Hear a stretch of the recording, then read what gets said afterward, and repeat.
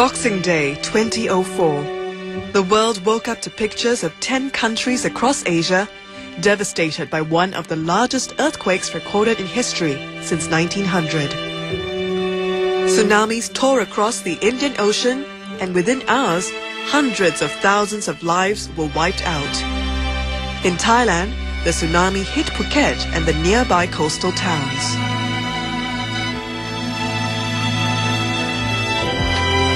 Jason Goh is a Singaporean who was living in Bangkok when the disaster struck. He had been working as a pastor in the Thai capital since 1999, and he knew in his heart that he needed to do more than leave food at collection points.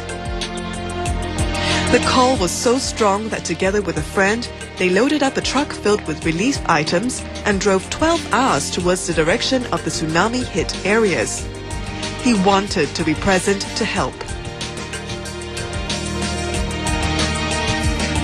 This was the spot I was standing on 10 days after the tsunami. I saw trucks, army trucks, hauling out dead bodies. And the stench of dead bodies was still hovering in this village. And I also remember very vividly a couple of families standing on top of a hill, guarding their possessions, whatever little that they had left after the tsunami. And then it dawned upon me that there are many other families like that needed help in this village of Baan Namkem. Jason's move to help the villagers did not last for mere weeks. He knew he could not rebuild a whole village. But in 2005, he moved from Bangkok to Baan Namkem with his wife to help the people living there. Jason was in for the long haul.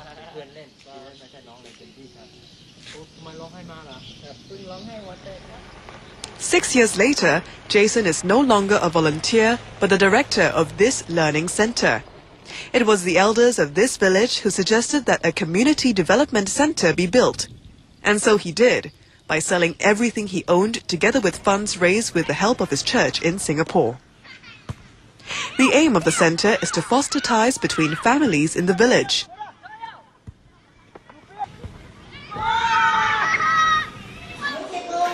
It also educates about 120 children, 70 of whom are from Burma and the rest are from the village. Locals also know this is the place to drop by when they need someone they can turn to.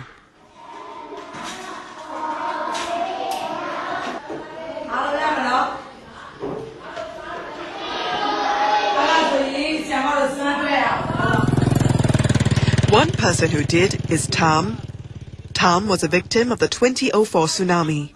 He lost his younger son to the disaster and witnessed the havoc a tsunami can cause in a village where the primary source of income is fishing. ครับเมื่อก่อนสึนามิใช่ไหมครับคือการหากินเกี่ยวกับประมงนะครับดีกว่าหลังจากสึนามิเพราะว่าสภาพน้ำแล้วก็ดินความอากาศมันได้เปลี่ยนไปแล้วก็ตอนนี้นะครับปัจจุบันเนี่ยถ้าเกิดว่าเราจะหากินเราต้องวิ่งไปไกลกว่าก่อนถึงจะได้ปลาเยอะถ้าว่าอยู่ใกล้ๆปลาไม่มีครับตอนนี้คือมันจะปลาเหมือนกับว่ามันจะถอยออกไปข้างนอกไกลๆแล้วก็การใช้จ่ายหรือว่ารายได้แบบนี้ครับมันก็จะเพิ่มมากขึ้น Though discouraged, Tham had to pick himself up for the sake of his wife and elder son. But as they say, it never rains but pours. Soon after the tsunami, he met with a road accident and fractured his arm. With the loss of strength in the right side of his body, fishing as a livelihood was no longer an option. Out of desperation, he turned to Jason for help. Tham managed to pick up a new skill at the learning center and now works there full-time. But not everyone in the village of Baan Namkem is as independent-minded as Tham. Some villagers used the help that poured in after the tsunami for short-term gains. เป็นชาวประมงนะครับก็คืออันดับแรกต้องการได้เรือพอได้เรือปั๊บบางคนก็ทำเลยแต่บางคนก็เอาไปขายบางคนได้ 4-5 ลำแต่ว่าขายหมดไม่ได้ทำ It was a mindset that was tough to break. Many villagers had grown up with the thinking that they were poor, always remained so. so instant riches were seized upon without much thought for the future.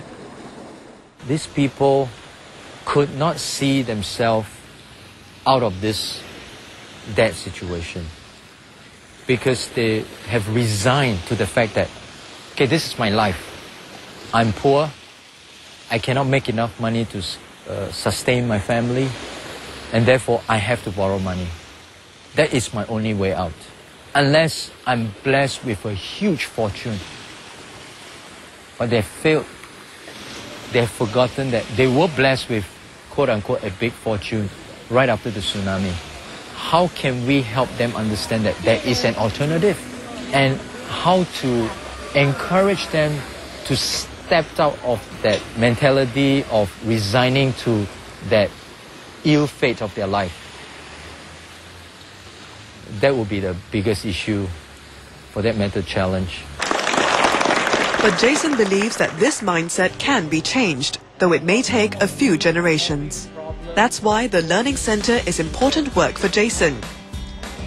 He aims to educate the children to help them understand that there are options to get them out of this dependency mentality.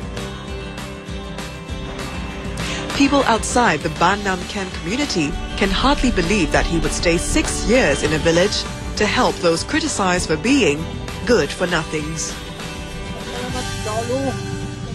Well, after hearing those negative feedback from people living outside the village, one single thought that came into my mind was this: I could pull the whole entire operation to maybe a major city or a big town where people understand the importance of the value of our project.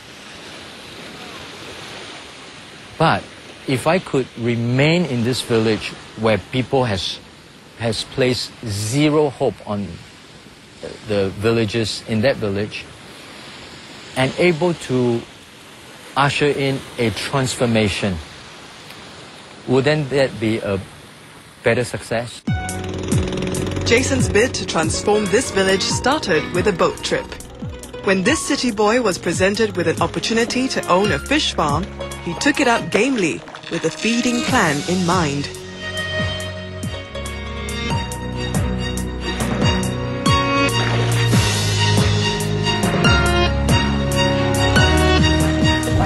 This amount of fish can feed one child for 1 month. The objective of this social enterprise is to bring income into the Learning Center. These 70 cages containing 15,000 fishes are reared with the help of ex-fishermen like Tom, who have the expert know-how to help bring food to the table for 120 children in the center.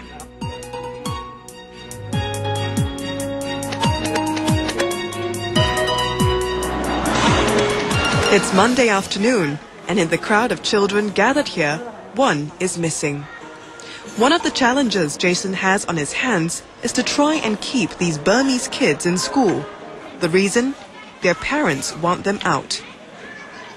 Many Burmese cross over from the Andaman coast near the Thai-Burmese border to find work. They choose to work in Baan Namkem because this village is one of the bigger ones and is only a 2-hour drive away from the border. Later that evening, Jason and his wife, together with his family in tow, set out to convince a Burmese mother to let him keep her son in the Learning Center.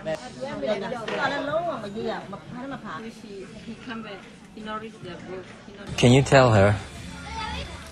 Ask him to go back to school until December and let him try again.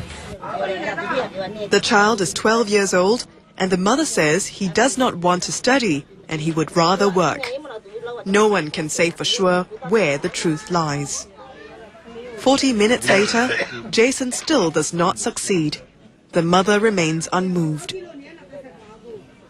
Their mindset is, today, if I have money on my table, my life will be better. So we try to talk to them, but I'm afraid I'm fighting a losing battle because their mind is already set. The task to alter mindsets is a tough one here, and the war against poverty is hard to win in Baan Namkem. 7 years after the tsunami, 6 years of living among these people, Jason's battle plan is not to give up. I don't want to leave Baan Namkem. I don't think I will ever leave Baan Namkem if the need is still here.